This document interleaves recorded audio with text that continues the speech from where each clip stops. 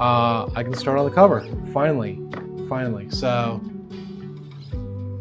here's the cover and the back of the cover. And this is going to be fun. Okay, I don't know why, but I'm kind of nervous about this. I tried to line everything up as well as I could, but I'll hate having to pull this all apart if I didn't do it right. So, all right, well, here goes nothing.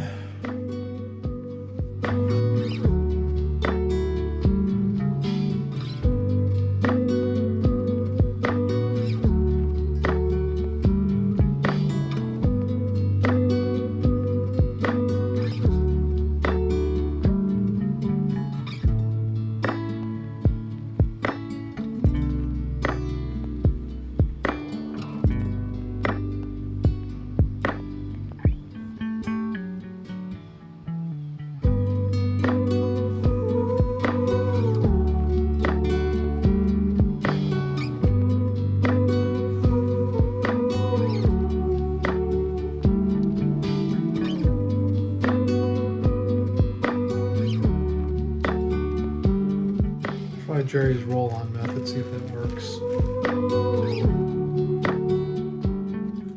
do you know? It's not too bad. Huh, it worked. Thanks again, Jerry.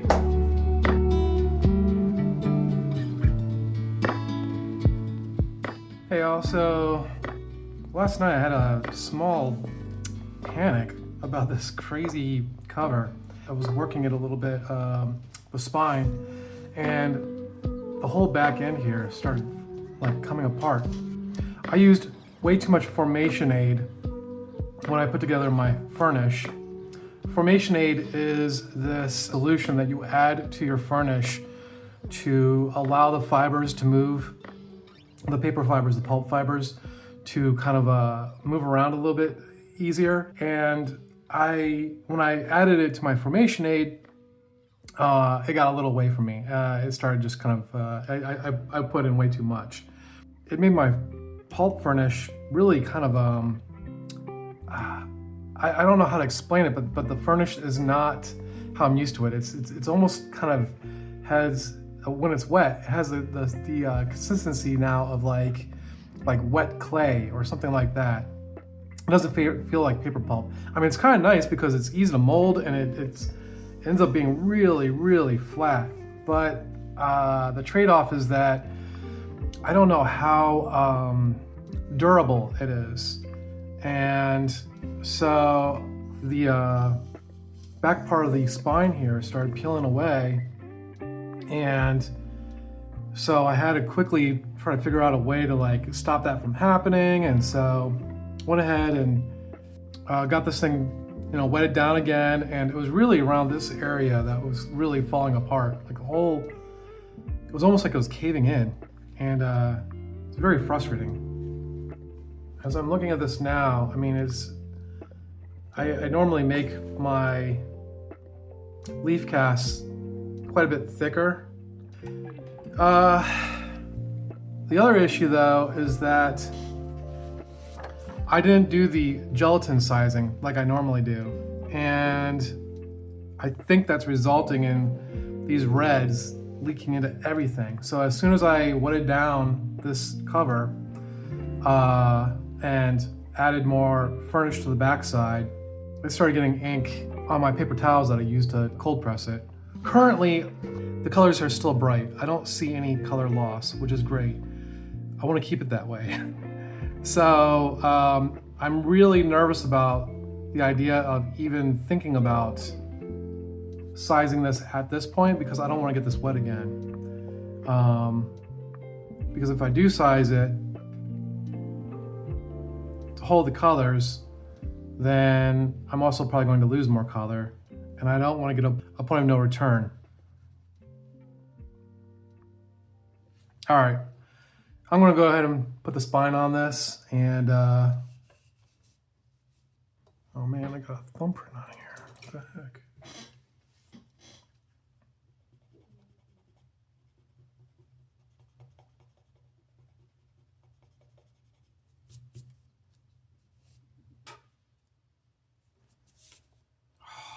Come on. Somehow, as I was holding this, I left a thumbprint on here, and it's not coming out now. If it's not one thing, it's another. All right, I'll be back. Okay, the decision about whether or not I should resize this book, it was pretty much made for me when I found more fingerprints on the cover, and I couldn't get them. I mean, I finally got them off, but when I did, a little bit of color was coming up with it. Not sure if you can make that out, but there's just a little bit of red on there. So I'm definitely going to resize this with gelatin, and I just really pray nothing happens. No, I have no issues doing that. Yeah, I don't want any ink to smear, you know, any of that kind of thing. So kind of nervous about this, but I feel it has to be done. All right, stay tuned. Okay, I'm ready to size this cover wrap. I have non-stick paper underneath it, and I have my gelatin sizing here, heated to approximately about 140 degrees. I'm gonna use this wide brush to just do single pass strokes across it, and I really hope nothing goes wrong. So here goes.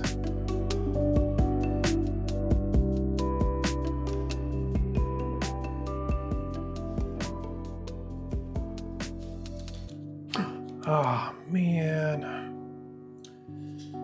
Well, yeah, that would happen. Shoot. That sucks. All right. Well, at least it didn't smear all everywhere.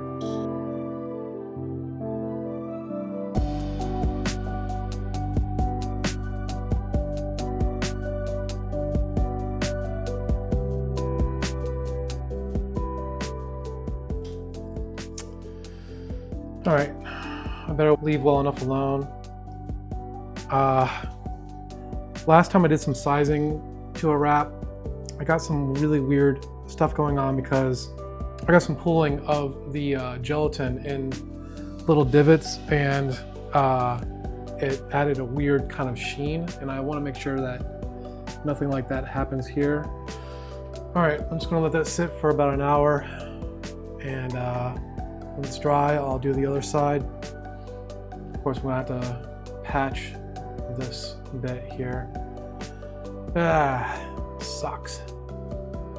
But I'm still working on poking these pages through the staples. It's been kind of slow going because I keep on running across little tears and splits and all kinds of goofy things. So it's really slowing down my work a lot.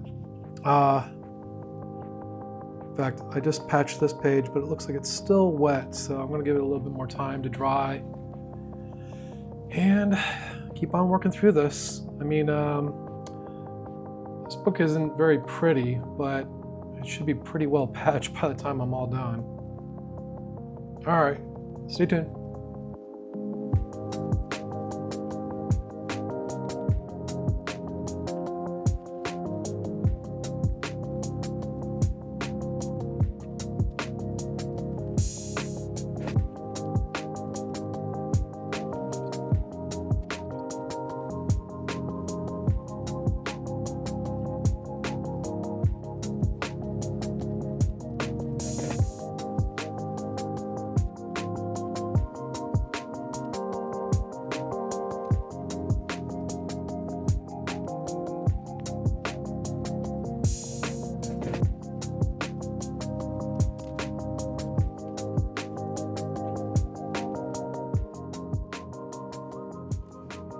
Hardly anything to bend that staple over. Shoot, what do I do? I mean, it's in place, but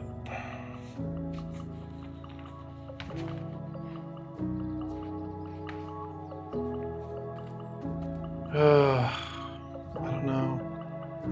I don't know if that'll hold. There's very little of that bottom staple holding anything. Oh, it's in there now.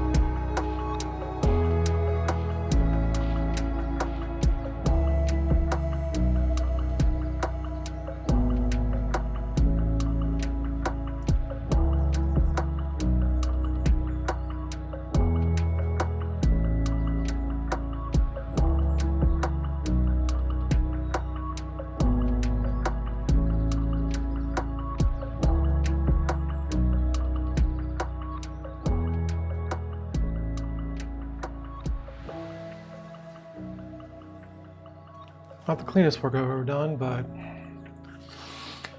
all right, I'll let this sit for another 30 minutes, hour, or something like that.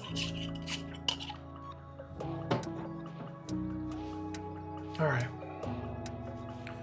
Okay, I think this was one of maybe several pressings. I just wanted to make sure that the whole thing wouldn't split to pieces when I threw it under the hot press.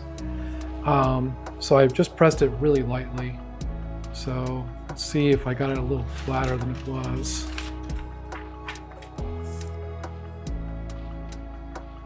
Oh man, that staple does not look good.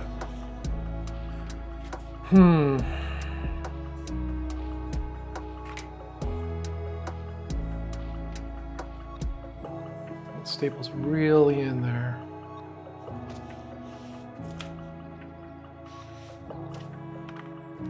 All right, I think I'm gonna throw this in the humidification tank for a little bit, and then I think I'm going to do cold press it. Yeah, the staple's really sunk in there.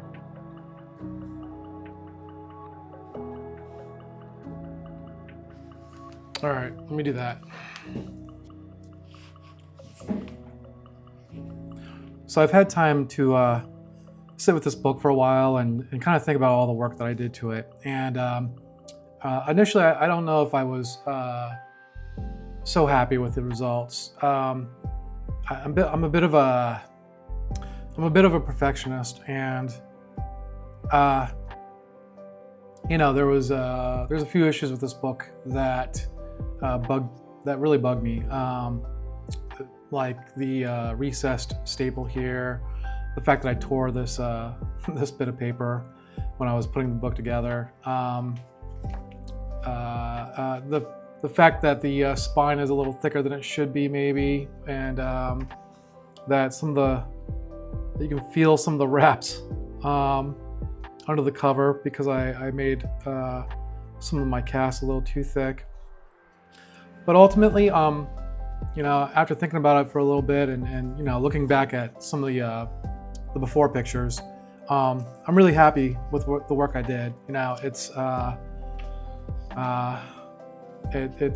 definitely a transformation, and you know, for first time doing something like this, I could have done a lot worse, and I learned a lot from it, so I know what to do in the future. And ultimately, I am very, very happy with how this came out. I don't know if I'll ever get this graded or anything, but it's, like I said, a really big transformation, and I am happy with it. I really want to thank Dr. Paul for kind of pushing me to do a project like this. That was really cool of him. And I want to thank everyone who supported this channel as I got through this book. And I'm really happy I'm done with it. And so on to the next book. Stay tuned.